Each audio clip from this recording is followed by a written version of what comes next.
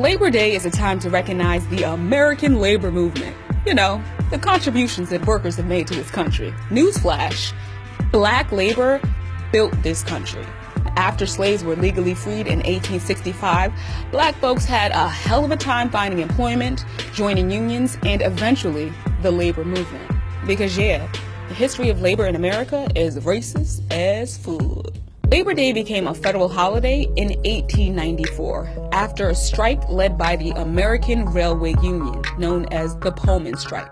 This was a turning point in the labor movement, though it didn't benefit all American workers. Black Pullman porters weren't allowed to participate in the strike because they were not allowed in the unions, but they wanted to be.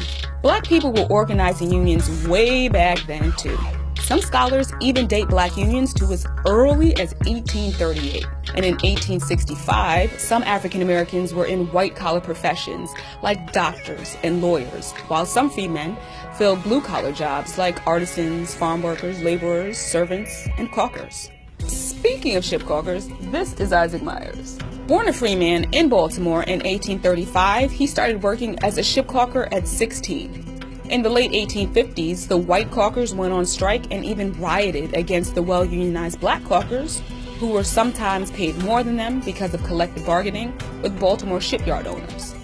Ultimately, the shipyards fired about 1,000 black workers, including Myers. Isaac Myers and other African-American laborers organized a black-run cooperative shipyard, the Chesapeake Marine Railway, and the Dry Dock Company, and they essentially employed themselves. Entrepreneurship, y'all. 300 black workers were employed through this cooperative. The shipyard was leased for 20 years, then it was returned to its owner. This success eventually led to one of the first national black labor organizations, the Colored National Labor Union. Myers became its first president in 1869. Their demands were simple: improve work conditions, eliminate discrimination within unions, and develop a national system of public education with equal opportunities for blacks. Over 200 delegates attended the first CNLU convention in 1869, and 2 representatives met with President Ulysses S. Grant. Frederick Douglass became their second president in 1872. But the CNLU soon